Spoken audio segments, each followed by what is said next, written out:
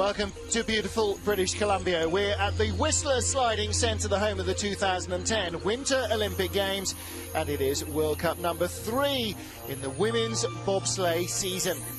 Hello everybody, I'm Martin Haven. Sitting alongside me is ace Canadian slider Helen Upperton. And Helen, the little village, the Olympic Memorial Centre there, the scene of great celebrations, February 2010. It's great for Canadians to be back here again. Yeah, it's an amazing venue, great support from the community. There's a wonderful legacy from the Olympics, both in Calgary from the 1988 Games and from the Vancouver Whistler Olympics in 2010. So the Canadians are excited to be back, and I think the fans are as well.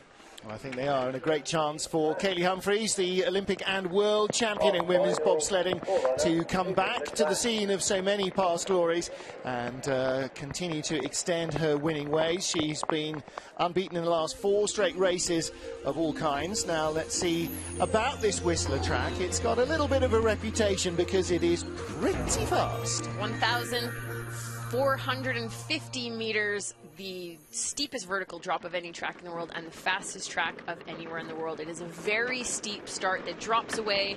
Push record is a 5:11 set by Kaylee Humphries and Heather Moyes in the 2010 Olympics. Head into the first corner known as Slingshot, and it pretty much defines the sensation of the corner as you go through it. Top of the track, you're going over 60 kilometers an hour at the exit corner 2. We're in a big corner 4 here, right-hand turn. Corner 5, otherwise known as Wedge. Lots of great nicknames for the curves here in Whistler. Looters Loop, corner 7, big double pressure corner heading into a straightaway that's not that straight. Bend in the straightaway is corner 8. 9 and 10 set up the bottom of the track. It is very fast down here, over 130 kilometers at the exit of corner 11, known as Shiver. Into the 50-50, corner 13. Bottom of the track, you're going over 140. Fastest speed, I think, is over 150 in a 4-man. Through Thunderbird and across the finish line. Very fast track, very fun to drive. You can really hear and you can really see from the onboard camera, you can hear the wind whistling by you. 145 kilometers an hour, over 84 miles an hour. It is a quick track. Little bit of rain and snow coming down out of the sky at the moment. Sunset about an hour and a half ago. The air temperature, well, it says +1. I'm reckoning it must be -1 or 2 by now. Right up there at the start area. All the slush from the day has already turned crunchy.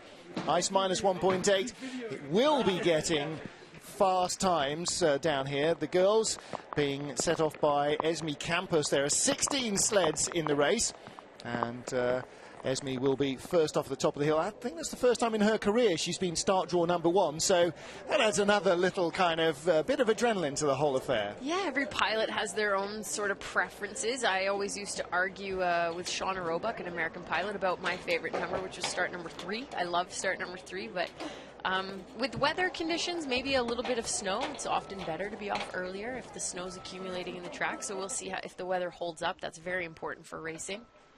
You can see Canadian and Russian coaches at the top there, everybody wrapped up against the cold. Let's get our 3rd Women's Bobsleigh World Cup of the season underway, and it is Esme Campos, and making her World Cup debut is summer Olympian Willie Canis. She finished 5th in the Velodrome in London, 4th in Beijing. She's a 3-time mountain bike world champion, and she is behind Esme Campos, her first ever bobsleigh start. Athletes accelerating the sled as fast as they can over 50 meters where the grooves end. Both athletes need to be sitting still in the sled to be straight out of the start grooves and into the first corner. 5:29 push time. It's not a bad getaway. Willie has a very unique leg from track cycling. You get massive quads and it becomes very difficult to do anything other than push pedals with them, and converting to sprinting on ice is certainly going to be a big part of her season. Yeah, it's a pretty big track to debut on, actually, in Whistler. It's the fastest track in the world, one of the most technically challenging. Esme's having a pretty good run. She had a great result here at the 2010 Olympics.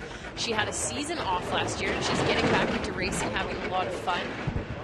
127.3 kilometers an hour, coming out of corner 11. It's so fast on this track. That's most tracks' top speed, and you can see they're breaking 140, coming around Thunderbird and crossing the finish line with a 54.66. Former women's bobsleigh world champion Nicky Minicello you saw there, who's coaching the Dutch. 87.6 miles an hour down through Thunderbird at the bottom of the track, and still accelerating until they start coming up the hill towards the finish line. So that is the top registered speed, but you're still going faster. Yeah, and that was a great run from Esme. Great way to start out the competition, putting on a little bit of a clinic for these drivers that are going to come down after her. A little bit of pressure at the exit of corner 7. Nothing too crazy. Well, she didn't overreact and didn't oversteer, did she? So she felt fairly confident. That looked smooth and relaxed. Yeah, I think she'll be pretty happy with that run. Well, next up is Alana Myers, and she has Lolo Jones, another Summer Olympian, on the back of the sled. There is Lolo, one of 3 rookie break women in the 3 medal positions in our season opener at Lake Placid. Quite a remarkable achievement. I'm not sure that has ever happened before, apart from maybe the first ever official women's bobsled race. Yeah, the women's bobsleigh is progressing so quickly, and the American program has a haul of new athletes pushing these young pilots. Should see a very fast start time. Alana Myers is probably the fastest pushing pilot on the circuit. She's a real powerhouse as a break woman and hasn't slowed down any as a driver. 5.16 seconds, and that's the start that a few two-man men's crews would be pretty happy to have. The push record was 5:11, set by Kaylee Humphries and Heather Moyes at the Olympics in 2010, so they're not too far off that time. Alana's just lacking a little bit of run experience, so that we might see a few mistakes in the track. This is the first time she's actually been back here since she pushed for Erin Pack and won a bronze medal at the 2010 games. She's 2/10 back from Esme Campos from the Netherlands, so and with an advantage at the start. It's a little behind. Let's see if she can find some speed. 125.5. 2 kilometers an hour. 127, yeah. 2 kilometers, just under 2 kilometers an hour slower. And again, slower as she comes around Thunderbird, so she'll drop a little bit more time as she crosses the finish line. 6/10 back. Not the best run for Alana, but a crash in training, and obviously a tough track, both mentally and physically, for new pilots, so not a bad start. Ooh! And Lolo's got to keep those brakes on. That's not great. Hopefully the pilot's not injured there. If the brakemen pull the brakes too hard too soon, they stop on a very steep incline. Yeah. She's a new brakeman. She's, this is her 2nd World Cup competition, and it's a pretty common mistake. Well, as you said, even for Alana, this is her 7th drive down this track in World Cup practice and the race now.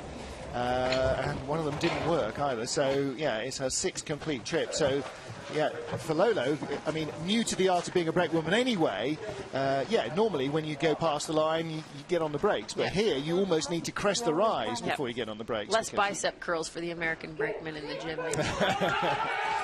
Next up, Kathleen Martini, not wasting any time. She doesn't want to let any more snow fall in those start grooves. Kristen Zenkel right behind her at a 5:37 getaway. Well, maybe the hurry-up offense didn't work for them there. The German push times so far this season are a little bit disappointing. I think it's also part of the reason that they haven't been on the podium as much as usual. It's very surprising.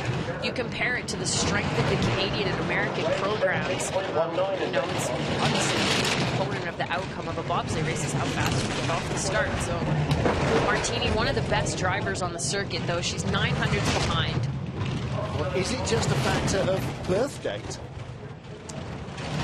Well, actually, I mean, these pilots, as the sport progresses and all these brakemen become drivers, you see the start time start to improve it more and more and more. 142.0, she's picking up a lot of speed in the track. As I mentioned, she's a great driver. 700s in the green.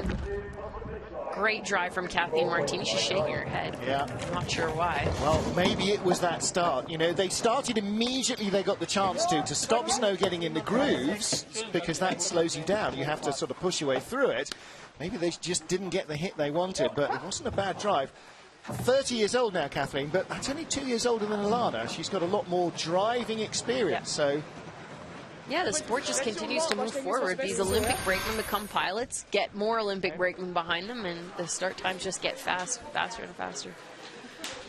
So Kathleen Martini, great view here of Thunderbird. She has the fastest speed so far.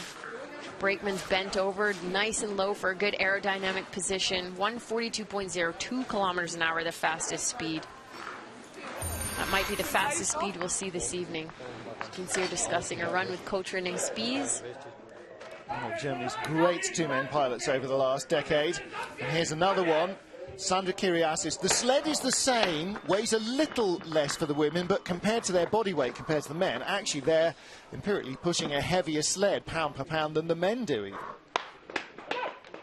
Well, the sled minimum weight limit for both men and women's bobsleigh is 170 kilos, so the start times for the women are a little bit slower than the guys. You can see Alana, 5:16 is the mark to beat so far at the push. 5:36, a little bit faster than the German teammates, but way off the pace. Berit Viaka sat out last weekend. I think she raced in Lake Placid Isles. I think it's her first start of the season. Sandra Kiriasis is one of the most successful pilots in women's bobsleigh history. Second on this track in the World Cup last season. Some small mistakes, 500s back from her teammate Kathleen, had a great run though, so Sandra will have to be perfect to catch up to her German counterpart. 800s back, slowly losing time, 127.5, good speed. She needs to be over 142 at the bottom here. 141.9, not quite there. Can she find more? Tucks her head under the cow. Oh, now that wasn't a wunderbar from Christoph Langen. 54.72. Yeah, not the best run I've seen Sandra do. You can see her shaking her head with the amount of experience and results she's had as a pilot in the sport of women's bobsleigh. I think she'll be a little bit disappointed with that run. Again, for her, you've got to imagine that when we see her step out of the sled in Sochi 2014, that'll be the last time we see her step out of the sled. So this mistake in the beginning of the track here, she's got a skid and a hit coming. Yeah, you see that front right bunk hit the short wall. You have to be straight in the straightaways. The top of the track is where you build all your velocity. Good push time, straight straightaways, head down the track, keep it clean, keep building speed. Next up is our next German. So don't worry, there's only 3. You're not allowed more than that. Otherwise, yeah, we probably have about 12. Anja Schneider-Hiner, Germany 3. Stephanie Schneider behind her. And like Alana Myers, a World Championship medal winning brakewoman, become driver. Yeah, this is the fastest pushing German team. We should see the start time a bit closer to the Americans. A lot of snow. That's a great start though. 5.20, just 400s behind Alana Myers and Lolo Jones. Bit of a high line in corner 2. Anya's the least experienced German pilot, but she's had some great results in the front seat of the sled. She's given away a decade of driving experience to her 2 teammates, and you can imagine how many extra trips they've had on all sorts of ice, not just here, but the whole experience bank is what helps you through. She's having a pretty good run so far. She's still in the green, a bit of a big wave in the first pressure of 11. She's losing a little bit of time. Wow, speed's right down. 127.5 from Kiriasis, 124.7 from her 138.1. Long way slow. It's usually a bit of an indication of over driving. She's over 4/10, back from the leaders, putting her in 4th place. Well, not many trips down this track, and with its reputation, you know, you can imagine the first time you went to Altenburg or somewhere, just a little bit of trepidation perhaps, even when you're racing. Yeah, it's going to be interesting to see what happens with the times for the remainder of this first heat. You can see the snow falling more and more. Usually what happens is it accumulates in the tracks, especially in the straightaway. The track here in Whistler is very well covered, so you can see a small skid as she's heading, a bit of a high line in corner 11. You see over that blue marker in the first pressure of corner 11. You want to see the sled go under that line, so it produces a bit too much of a wave. She's sort of taking the long way down the track. Same as in a drag race, if you weave from side to side, you're going to be slower than somebody who's going straight. Next up, our Olympic champion, Kaylee Humphries, Chelsea Valois. And Kaylee now looking for her 5th consecutive win, 4 World Cups and a World Championship since she was last defeated.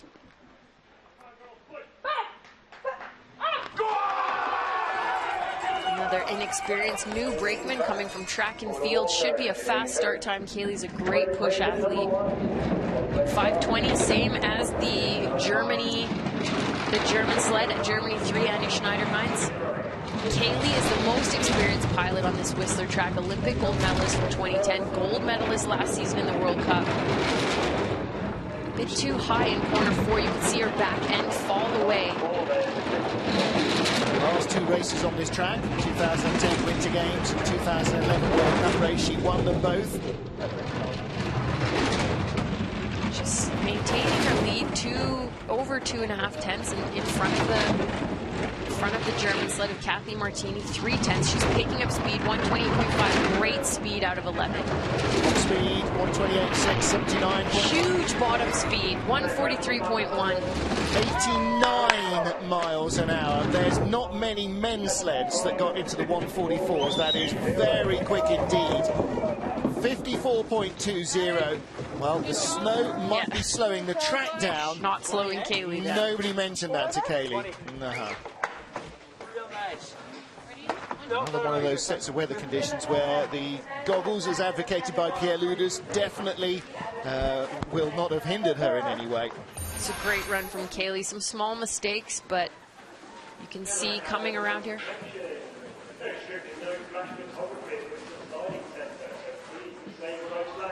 It's a huge pressure in Thunderbird in the bottom portion of the track. She had amazing speed coming through there. You can see the brakeman duck way low.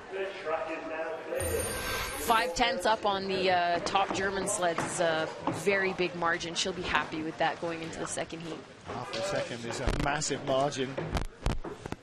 Well, next up, Great Britain's Paula Walker and Jill Cook, junior world champions. And sitting in our booth is a fantastic cake baked by the British girls in their accommodation earlier during the week. I said if they want nice comments, cake is the answer. Let's see whether a good slide comes from it as well. Really snowing quite heavily now. Now, this is the only bit where the snow gets you just as you get out of the bottleneck. Look, there you go, you're under the covers there. 5:36 push time, a little bit off the pace. You can see the visibility changing as the snow starts to fall more in the top of the track. Well, we're talking about hundredths of a second, and if you're just pushing the runners through that tiny little bit of snow, it sticks to the runners, it slows you down.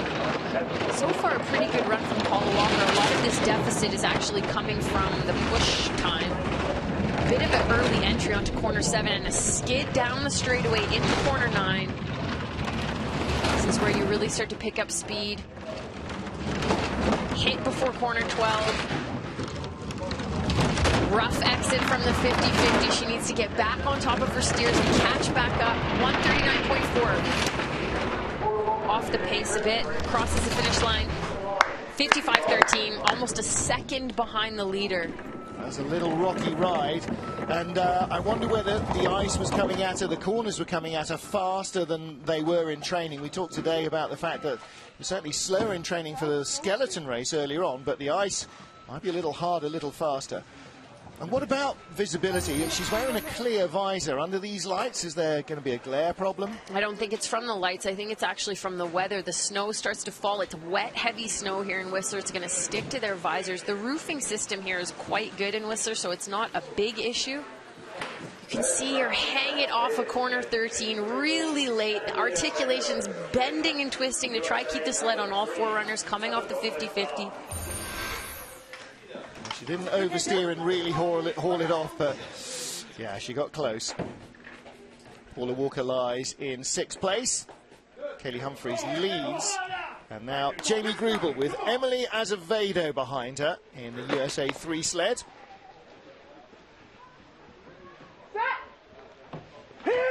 Another strong pushing team from the American program.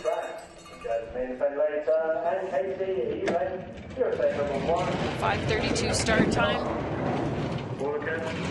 This is Jamie Ruble's first time on this track here, so again, like Alana Meier's 7th run. It's a very tough track with so little experience. You can see some skidding down the straightaways here. She's going to keep losing time as she heads down through the middle portion of the track. Jamie still trying to recover fully from major knee surgery from last year. Celebrated her birthday the first race weekend. Flat line through corner 10, late entry into 11. She's going to have to steer really hard to keep those waves down. No problem through the 50-50. Hit before corner 14. Bobsleigh rocking and rolling around the bottom of the track. 138.9. Speed drifting away. Alana Meyer's only 137.6 kilometres an hour down there, so a fraction over 86 miles an hour, as Jengu's up to 86.5. So in a sport that's measured in hundredths of a second, 1.22 off the leader is a very, very big margin in the sport of bobsleigh. But rookie pilot, not a lot of experience, very tough track. It's been a hard week for a lot of these girls. Coach is saying she's got a lot of natural ability. You don't see the runners turn too much. In the men's race earlier today, we saw a lot of the runners being turned almost a full, complete lockout and the sled sliding up the corner with pressure. A lot of that has to do with the fact that the men are traveling at a bit of faster speeds, but she's a little bumpy down here in the bottom, hitting a few of the walls.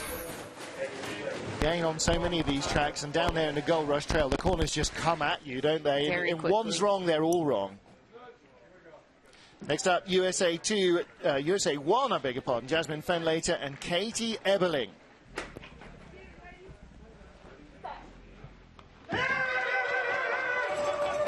Jasmine having a great start to her season on the World Cup with a medal in the first World Cup of the year in Lake Placid, New York. 5:28, good push time.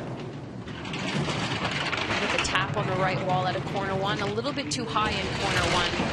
Don't want to hit corners, hit walls in the top of the track, or skid, and you saw a small skid there as she's heading into corner 4.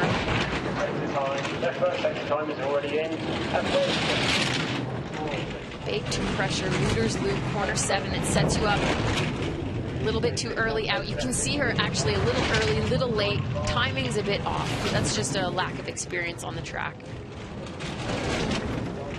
0.7 of a second back, 125.5, couple kilometers off of our fastest sled so far today. She's going to fall right between the 2 American teammates. 139.0 down at the bottom, 8th place. So Alana Meyer's 7th, Jasmine Fenlater 8th, and Jenny Ruble in 9th position. This definitely highlights the advantage that pilots have when they're sliding on their home track, especially for new drivers with little experience. These girls do hundreds of runs in Park City and Lake Placid, hit the podium in those races, and come to a track like Whistler, and it's a little bit tougher. Home field advantage is huge in the sliding sports. You can see her climbing with the second pressure here. No panicking, though. She's going to hit the right wall because she's a little too high at the exit of corner 7 as she heads down this bend away, and she gets onto 9 really early. The nose actually gets knocked all the way down. That's not her steering. It's the front end of the sled hitting the short wall. Well, what about the change in temperature? You can see the walls are really frosty on the track. Is it going to start to slow down, do you think, as the run progresses? Bobsleigh tracks typically slow down over the course of a race, mostly because of wear and tear and run volume on the track. And in the instance of this evening, it can also be due to the snow, which you can see falling heavily. Yeah. Christina Hengster of Austria gets underway. Alexandra Twitchy behind her, her brakewoman, 5:44 getaway.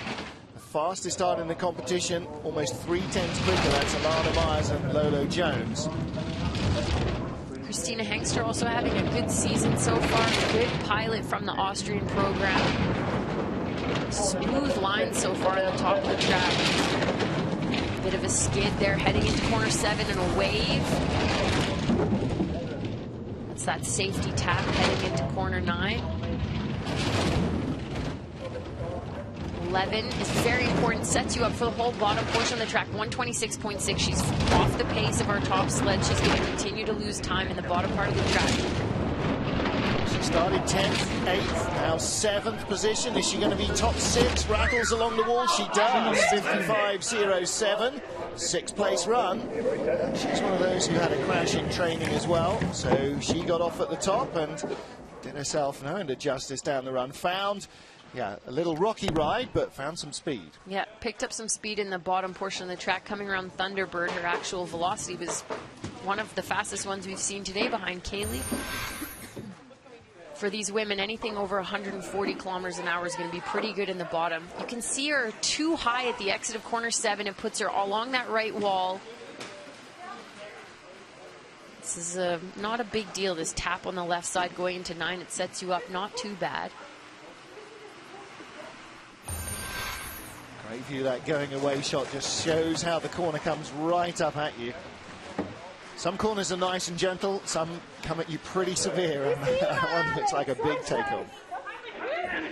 Well, next up is Switzerland's representative in this race, Fabienne Meier, with Elisabeth Graf behind her. And again, that's not a name I recognise. Without checking my start list, I couldn't tell you, but I don't think that Elisabeth has started a race, certainly this season.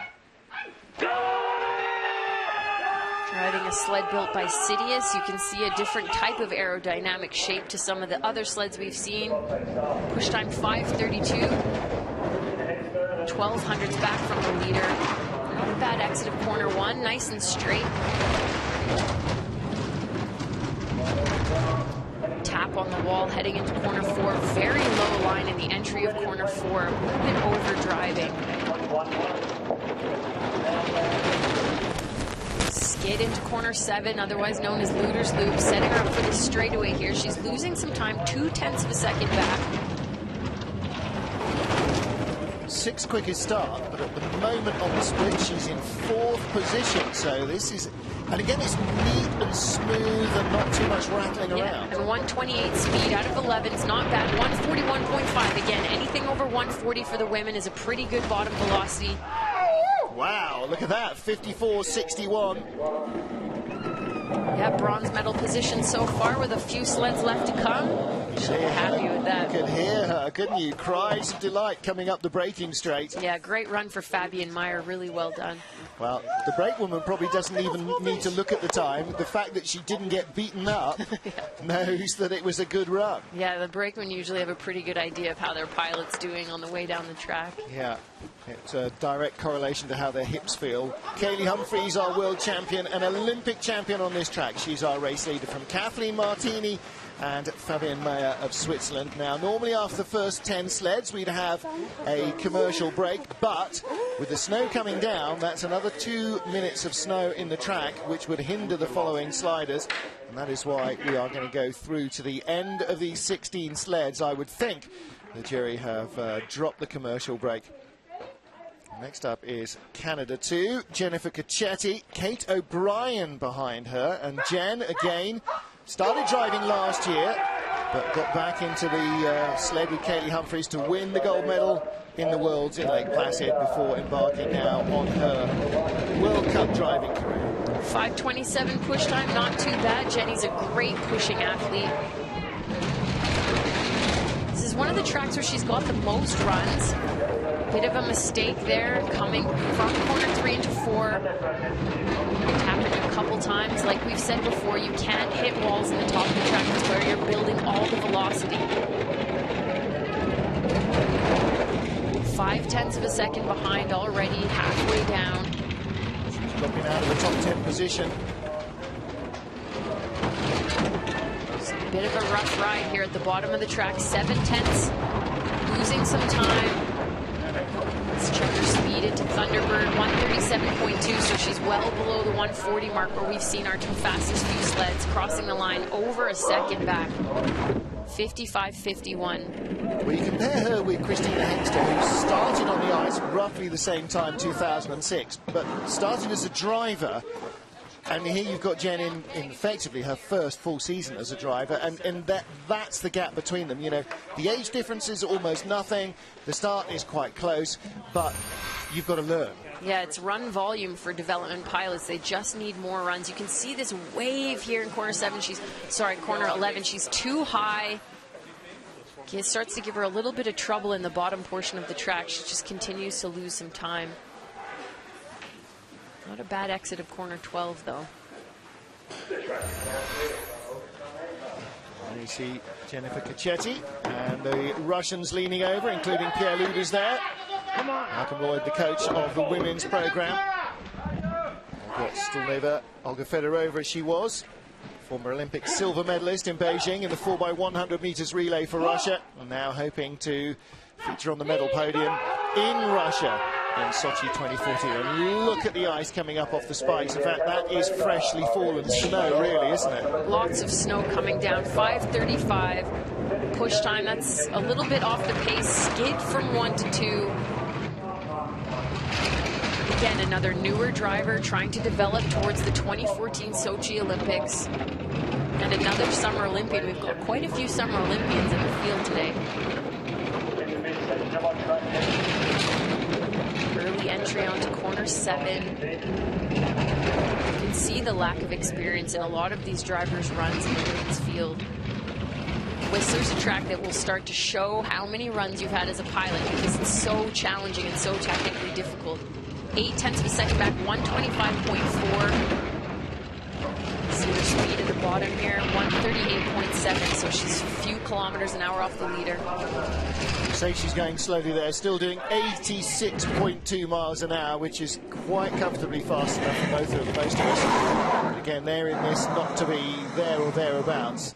They want to be right at the very front of the field. 13th after that run, so she is at the tail of the pile, 200ths behind Jennifer Cetti of Canada. You can see the snow, the moisture accumulating on their visors. It's going to affect their visibility. I mean, a lot of bobsleigh is an outdoor sport. It's part of it, but definitely affects what you can see and how you can drive down the track. Kaylee Humphries, Kathleen Martini, Fabienne Meier. Canada, Germany and Switzerland, the top 3. Netherlands 4th with Esme Campus. Very good drive from her to be in front of Sandra Kiriasis and Anja Schneider-Hiner, Germany 2 and 3. There's a pretty big gap in the leader box from Kaylee to the rest of the field. Yeah, from Kaylee on down, the next few are quite close, but yeah, 4/10 nearly from first to second is a big margin. Next up, Anastasia Tambov-Seva, formerly Anastasia Skokina. Now just turned 30.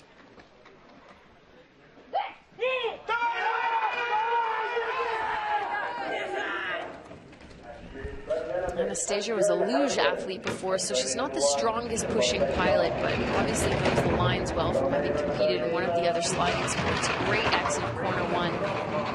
63.1 kilometer per hour speed, already going out of corner 2 and into corner 3. 0.5 of a second back. That was a very, very high late line in corner 4. She hit that wall from 4 to 5 very hard. The brakeman will be feeling that. I see the snow falling pretty consistently, but the shots inside the track show that it is absolutely clear. And that's one of the great things about this modern roof system here. It's only a tiny bit of the start area that actually gets snow on the track. Well, she's having a good bottom portion of the track, but that huge mistake in corner 4 has cost her so much time. 139.0 kilometers an hour is off the pace, 1.82 seconds. That was that mistake in 4. It was so costly.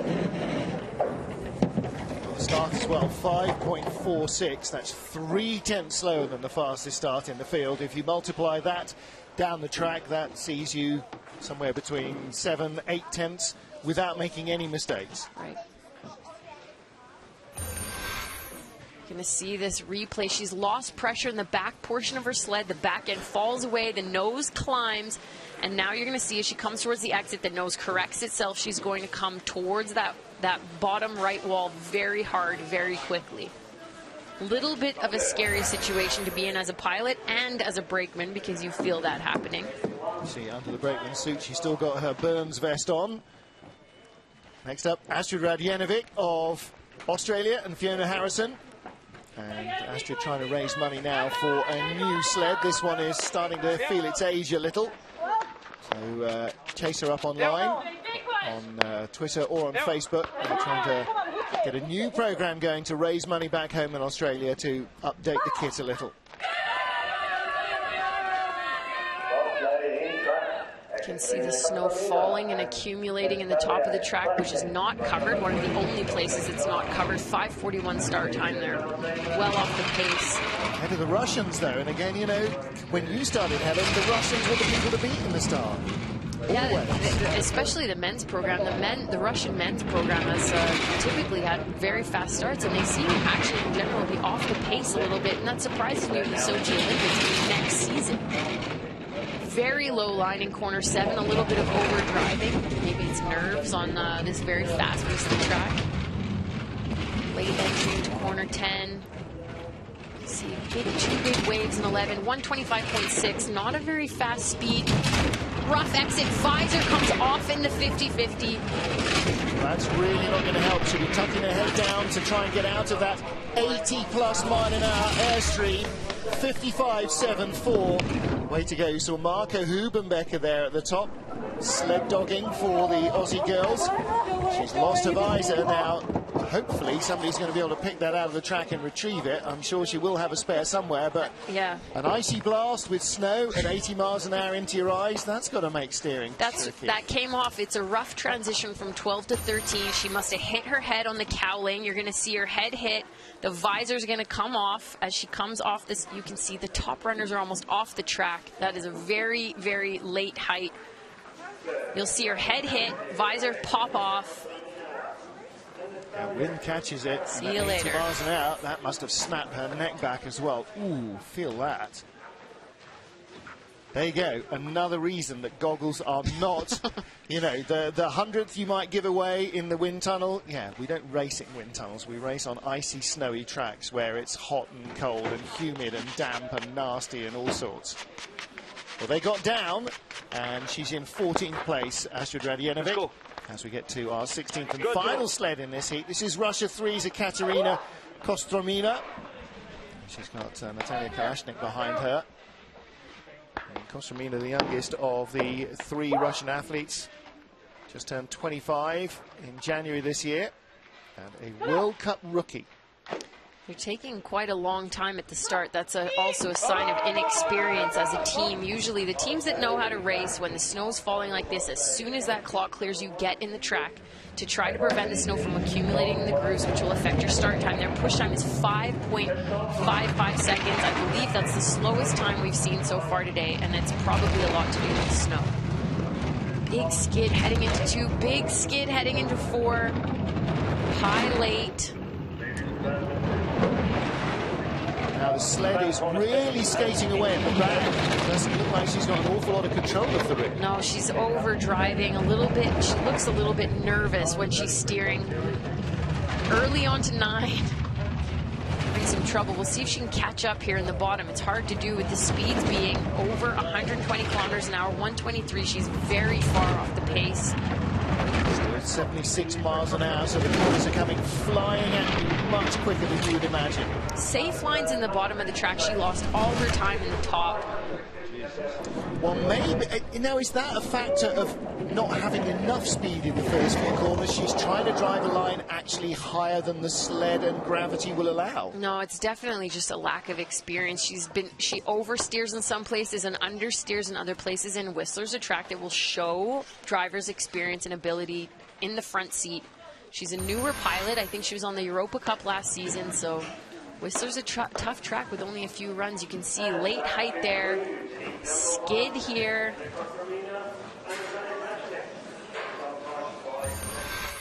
We talked about it a little earlier on. It almost looks like her steers are too severe for the corners, and she's trying to get it on, and then the tail just keeps going and the nose is diving down into the turn. Yeah, bobsleigh driving is all about being smooth and being consistent. Now here is smooth, consistent. Oh, and the other word? Yes, Kate very Humphries, fast. the Olympic champion. Chelsea Valois behind her. And they have won so far both races this season and don't look in too much danger of giving this one away. It was a masterclass in how to take on Whistler and tame it.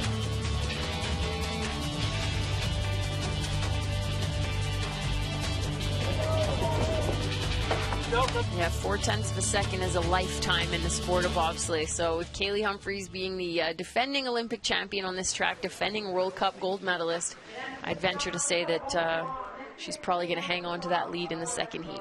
Yeah, there's a decent chance, isn't there? It's going to be win it or bin it, definitely, because Kathleen Martini, Fabian Meier, the girls behind now, not going to suddenly find a turn of speed that will race down and chase down Kaylee Humphries.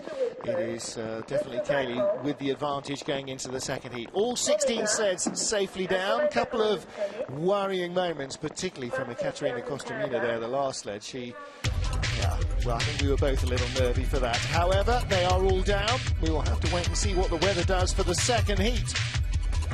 That will be coming up at the bottom of the hour in Whistler.